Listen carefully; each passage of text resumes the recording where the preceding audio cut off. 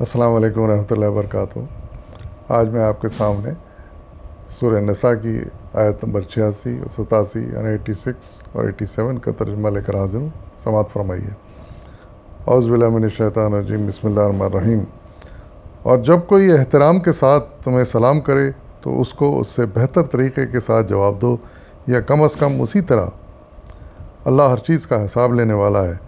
اللہ وہ ہے جس کے سوا کوئی خدا نہیں ہے، اور وہ تم سب کو اس قیامت کے دن جمع کرے گا جس کے آنے میں کوئی شبہ نہیں، اور اللہ کی بات سے بڑھ کر سچی بات اور کس کی ہو سکتی ہے۔ صدق اللہ العظیم۔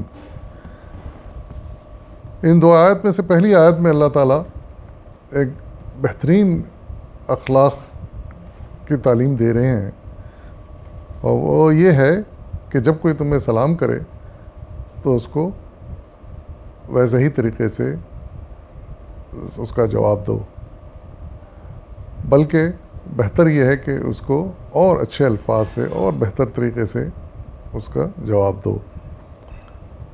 یہ اچھے اخلاق کی نشانی ہے، اور ایسے ہی اچھے اخلاق دوسرے انسان کو متاثر کرتے ہیں۔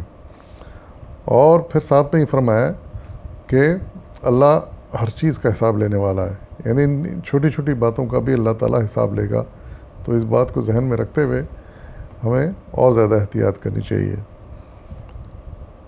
پھر فرمایا کہ اللہ وہ ہے جس کے سوا کوئی خدا نہیں، اس میں کوئی شک نہیں ہے۔ اور پھر قیامت کے وہ فرما رہے ہیں کہ قیامت کے دن سب کو جمع کرے گا جس کے آنے میں کوئی شک نہیں ہے، اور اللہ کی بات سے بڑھ کر سچی بات اور کس کی ہو سکتی ہے۔ ظاہر ہے کہ اس کی بات سے بڑھ کے سچی بات کسی اور کی نہیں ہو سکتی۔ جو کچھ اللہ نے فرما دیا ہے، ایک ایک بات، ایک ایک لفظ اس کا صحیح ہے، سچا ہے، حق ہے۔ اس بات پر ہمیں پورا ایمان ہونا چاہیے۔ تو یہ جو بات جو فرمائی گئی ہے، تو اس پر بھی ہمیں ایسے ہی ایمان رکھنا ہے اور ایسے ہی عمل کرنا ہے۔ اس سلسلے میں مولانا سید ابوالعلا مودودی صاحب رحمۃ اللہ علیہ نے کچھ تبصرہ فرمایا ہے اس آیت کے بارے میں۔ تو وہ لکھتے ہیں کہ اس وقت مسلمانوں اور غیر مسلموں کے تعلقات نہایت کشیدہ ہو رہے تھے، اور جیسے کہ تعلقات کی کشیدگی میں ہوا کرتا ہے، اس بات کا اندیشہ تھا کہ کہیں مسلمان دوسرے لوگوں کے ساتھ بد اخلاقی سے نہ پیش آنے لگیں، اور اس لیے انہیں ہدایت کی گئی ہے کہ جو تمہارے ساتھ احترام کا برتاؤ کرے اس کے ساتھ تم بھی ویسے ہی بلکہ اس سے زیادہ احترام سے پیش آؤ۔ شائستگی کا جواب شائستگی ہے، بلکہ تمہارا منصب یہ ہے کہ دوسروں سے بڑھ کر شائستہ بنو، اور داعی و مبلغ کے گروہ کے لیے جو دنیا کو راہ راست پر لانے اور مسلک حق کی طرف دعوت دینے کی اٹھاؤ، درست مزاجی، تش روئی اور تلخ کلامی مناسب نہیں ہے۔ اس سے نفس کی تسکین تو ہو جاتی ہے، مگر اس مقصد کو الٹا نقصان پہنچتا ہے جس کے لیے وہ اٹھا ہے۔